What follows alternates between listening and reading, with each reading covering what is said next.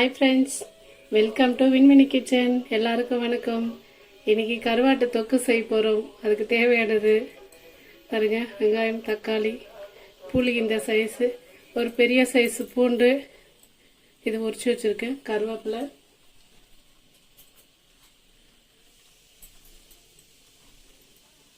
இதுதான் அந்த கருவாடு, வாழை கருவாடுன்னு சொல்லுவாங்க. இது 4 கிலோ. இது அதுக்கு தேவையான பொருள் தான் இதெல்லாம். பாத்திரம் இப்போ நல்லா சூடாயிடுச்சுங்க. எண்ணெய் சேர்த்துக்கலாம். ஒரு 1.5 கரண்டி எண்ணெய் ஊற்றிருக்கேன்.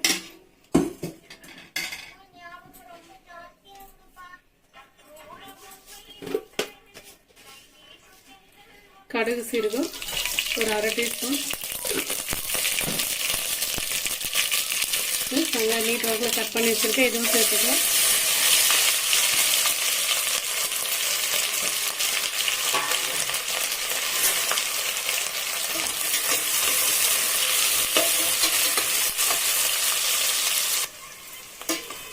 பாருங்க, வெங்காயம் வதங்கிடுச்சு. பூண்டு ஊற்றி நசுக்கி வச்சது, கருவேப்பிலை,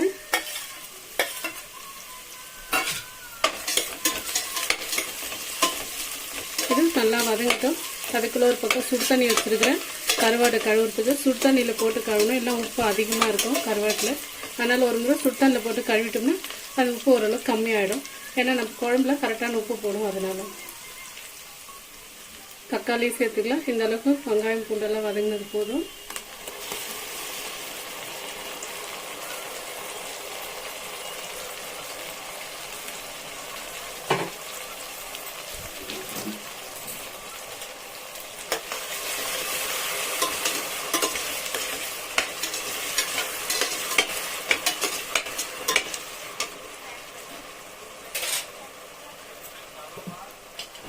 இப்போ இதுக்கு ஒரு மூடி போட்டு மூடி வச்சிடலாம். கொஞ்ச நேரம் வதங்கிட்டோம். பாருங்க, இதுக்கிடையில் ஒரு 2 டைம் நான் தொட்டு கரும்பு நல்லா குழம்பு விட்டுருக்கேன். தக்காளி நல்லா வதங்கிடுச்சு. இன்னும் ஒரு 2 நிமிஷம் வதங்கினா போதும். இந்த மாதிரி நல்லா எண்ணெய் பிரிஞ்சு வர அளவுக்கு வதக்கணும்னா தான் குழம்பு டேஸ்ட்டாக இருக்கும்.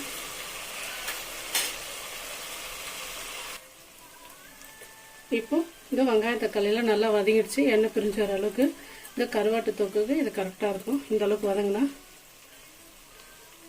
பாருங்க, மிளகாத்தூள், இது குழம்பு மிளகாத்தூள் தான்.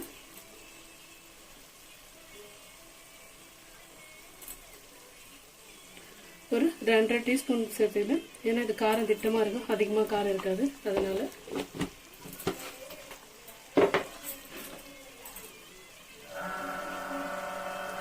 மஞ்சள் தூள் ஒரு 1/4 டீஸ்பூன்.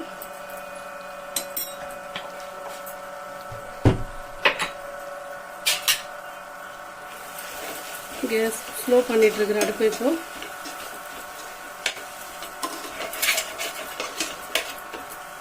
ஒரு 2 நிமிஷம் மிளகாத்தூள் போட்டு வதக்கி விடுவோம். இந்த பச்சை ஸ்மெல்லு போகணும். மிளகாத்தூளுடைய ஸ்மெல்லு போச்சுன்னா குழம்பு டேஸ்டாக இருக்கும். கேஸ் ஸ்லோவாக இருக்கு. ஒரு 2 நிமிஷம் மூடி போட்டு வைக்கலாம்.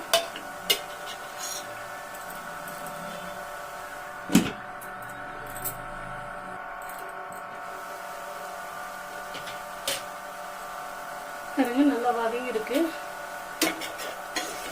இந்த கருவாட்டு தொக்கு நல்லா இருக்கும் இந்த மாதிரி செய்யும்போது. இப்போ தண்ணி ஊற்றிக்கலாம். இது 1 டம்ளர் தண்ணி. இது வந்துட்டு ஒரு 250 ml பிடிக்குது.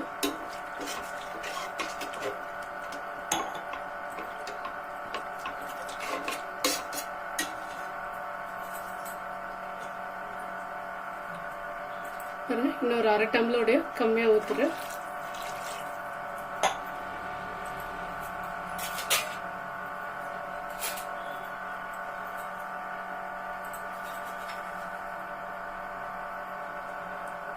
உப்பு ஒரு டீஸ்பூனு.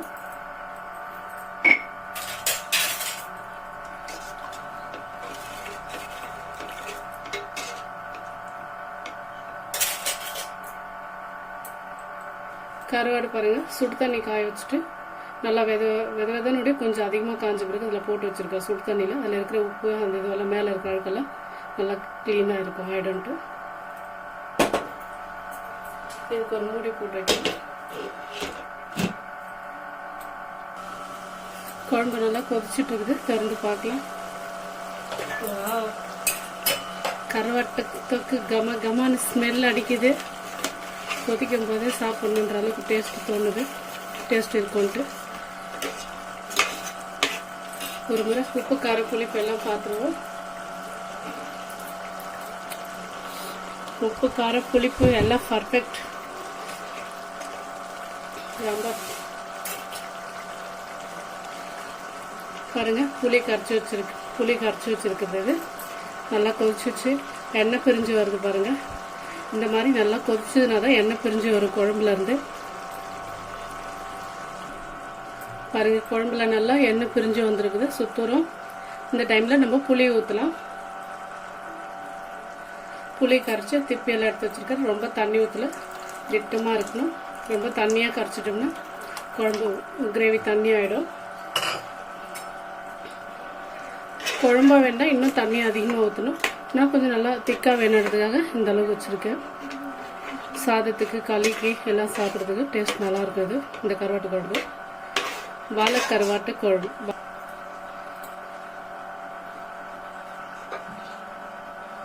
மறுபடியும் மூடி போட்டு வச்சிருவோம்.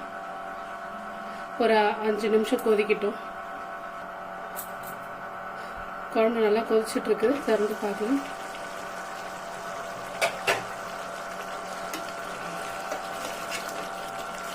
இன்னும் ஒரு 2-3 நிமிஷம் கொதிக்கட்டும். நல்லா திக்காக ஆகணும்.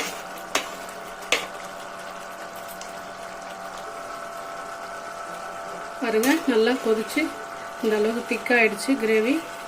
இப்போ நம்ம கருவாடை சேர்த்துக்கலாம். இது 1/4 கிலோ கருவாடு. இது வாழை கருவாடுன்னு சொல்லுவாங்க. அது இந்த மாதிரி கிரேவி செஞ்சோம்னா நல்லா இருக்கும் வாழை கருவாட்டில்.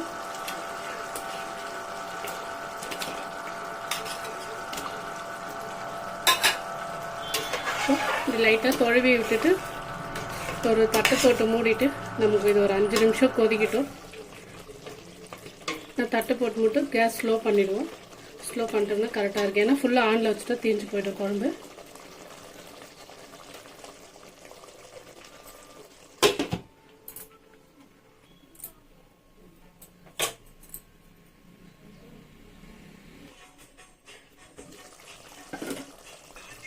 பாருங்க, நல்லா கொதிச்சிருச்சு கிரேவி.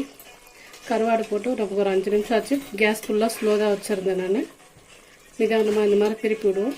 இந்த கருவாடை வந்து சுடு தண்ணியிலையும் ஒரு முறையும் பச்சை தண்ணியில் ஒரு 4-5 டைமும் கழுவினேன் நான். இதை இல்லைன்னா உப்பு அதிகமாக இருக்கும், அதுக்காக தான்.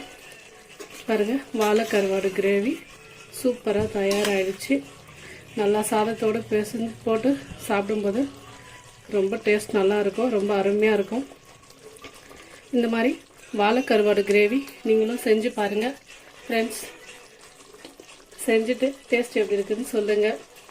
லைக் பண்ணுங்கள், ஷேர் பண்ணுங்கள், சப்ஸ்கிரைப் பண்ணுங்கள் ஃப்ரெண்ட்ஸ். இன்னும் யாரெல்லாம் சப்ஸ்கிரைப் பண்ணல அவங்கெல்லாம் சப்ஸ்கிரைப் பண்ணிக்க ஃப்ரெண்ட்ஸ். ஓகே, பாய். பாருங்கள், எங்கள் வீட்டு வாழை கருவாட்டு தொக்கு ரெடி ஆகிடுச்சு.